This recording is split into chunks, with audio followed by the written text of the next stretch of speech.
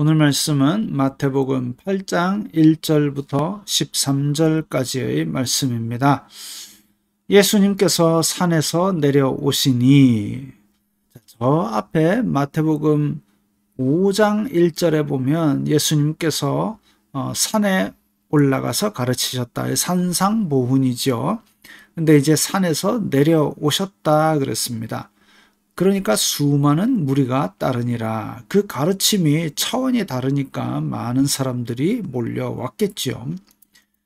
한 나병 환자가 나와 절하며, 이제 나병은 직역하면 이제 문둥병 이렇게 쉬운 성경에서는 번역을 하고 있습니다만은, 그때 당시의 어떤 종합적인 피부병 을 지칭하는 말입니다. 정확하게 어떤 병인지 우리는 잘 모릅니다. 어쨌든 악성 피부병이 있는데, 그런데 그 피부병을 가진 자 혹은 그 사람에게 접촉한 자는 율법에 의하면 부정하다 해서 진 밖에 나가야 했습니다. 그런데 나와 절하며 이르되 주여 원하시면 저를 깨끗하게 하실 수 있나이다 하거늘.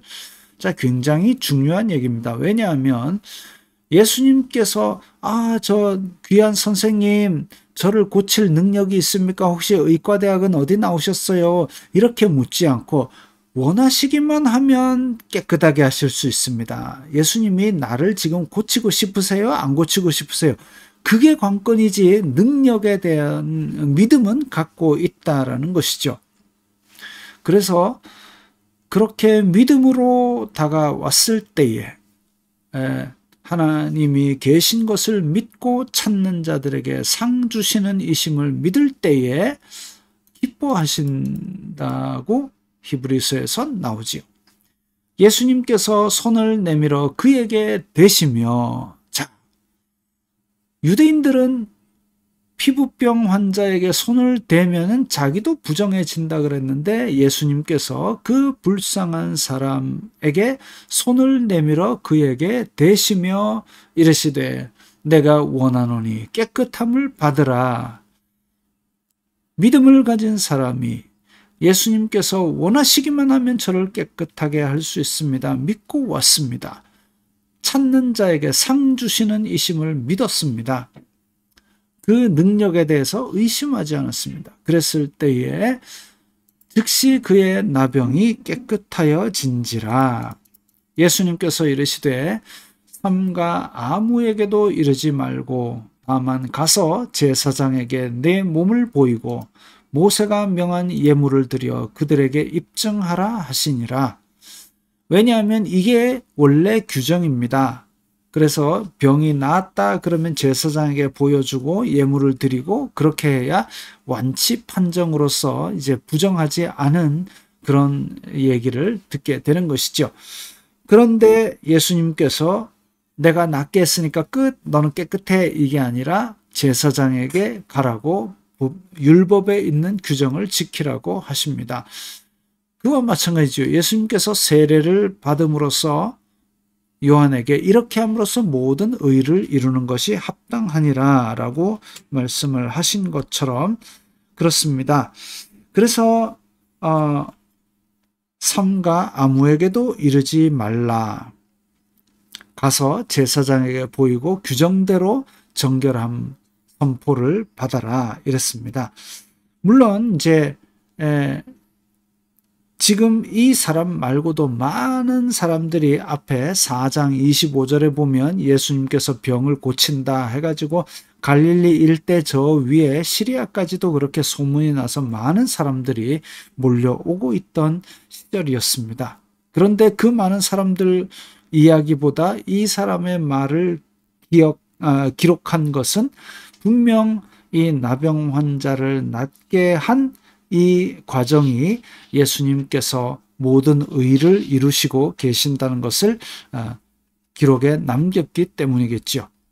그리고 이 사람은 믿음으로 다가왔던 것이죠. 그 외의 사람들은 그야말로 내 병 낫기만을 위해서 찾아왔을 뿐이고, 믿음이고 뭐고 관계없이 그냥 병 나으면 이제 안녕 빠이빠이 감사합니다 하고 가는 거죠. 감사합니다 하면 다행이고. 예수님께서 가버나움에 들어가시니, 자, 가버나움 우리가 또 한번 봐야 되겠죠. 가버나움은 어디냐? 갈릴리 호수에서 지금 12시 방향 제일 북쪽에 있는 노란 점이 가버나움입니다. 가버나움. 한 백부장이 나와 간구하여 이르되 주여 내 하인이 중풍병으로 집에 누워 몹시 괴로워하나이다. 아니 근데 백부장이면 로마의 지휘관입니다. 로마 장교지요. 근데 로마 장교쯤 되는 사람이 하인이 아픈 것까지 챙기는 그런 마음 잘 없을 겁니다. 왜냐하면 종은 그야말로 재산이고 어떻게 보면 소유물에 지나지 않았던 시대인데 게다가 로마인이고 종은 지금 뭐 유대인인지 어딘지 모르겠지만 병이 걸려서 일을 할 수 없는 종을 불쌍히 여기는 지금 로마의 지휘관이다. 귀한 일이죠. 이르시되 내가 가서 고쳐주리라. 백부장이 대답하여 이르되 주여 아니 식민지에 있는 이름 모를 한 사람에게 주여라고 지금 로마 장교가 부르고 있습니다. 호칭부터 벌써 예수님께서 기분이 좋아지셨을 겁니다. 호칭도 그렇게 바르게 하고 있지요. 불쌍히 여기는 마음도 있지요. 로마 장교인데도 불구하고 이렇게 겸손하지요. 일단 이쁘지요. 내 집에 들어오심을 나는 감당하지 못하겠사오니 다만 말씀으로만 하옵소서. 그러면 내 하인이 낫겠사옵나이다. 그죠? 이 믿음이 또 얼마나 예수님을 기쁘게 하는지 모르겠습니다. 와서 어떻게 하지 마시고 말씀으로만 하시면 될 겁니다. 나도 나무의 수하에 있는 사람이고 내 아래에도 군사가 있으니 이더러 가라 하면 가고 저더러 오라 하면 오고 내 종더러 이것을 하라 하면 하나이다. 다시 말하면 예수님께서 말씀만으로 병아 나아라 이렇게 하면은 나을 줄을 믿고 그런 권세가 있는 분임을 믿고 다가온 것입니다. 예수님께서 들으시고 놀랍게 여겨 따르는 자들에게 이르시되 내가 진실로 너희에게 이르노니 이스라엘 중 아무에게서도 이만한 믿음을 보지 못하였노라. 예수님께서 얼마나 기쁘셨으면 이렇게 대놓고 칭찬을 하셨겠습니까? 바리새인도 아니고 서기관도 아니고 이방인인데 그런데도 불구하고 이렇게 불쌍히 여기는 마음 그리고 겸손한 마음 그리고 예수님을 주라고 부르면서 예수님께서 그런 병을 다스릴 수 있는 말씀만으로도 명령하실 수 있는 그런 분이라는 믿음을 가졌습니다. 이 믿음 크다고 예수님께서 칭찬하신 것이죠. 또 너희에게 이르노니 동서로부터 많은 사람이 이르러 아브라함과 이삭과 야곱과 함께 천국에 앉으려니와 요한계시록 5장 7장에 나오죠. 수를 헤아릴 수 없는 수많은 각 민족과 족속과 방언에서 많은 사람들이 와서 구원하심이 보좌에 계신 하나님과 그 어린 양께 있도다라고 찬양을 합니다. 그 나라의 본 자손은 이게 이제 유대인들 혹은 내가 하나님을 잘 믿는다라고 착각하고 있던 사람들은 바깥 어두운데 쫓겨나 거기서 울며 이를 갈게 되리라. 내가 부족했구나라고 그렇게 자기의 잘못을 그때라도 깨달으면 다행인데 아니요. 그게 아니라 울며 이를 간답니다. 오히려 아득바득 기분 나빠한다는 것이죠. 거룩한 것은 그래서 개에게 주는 게 아니죠.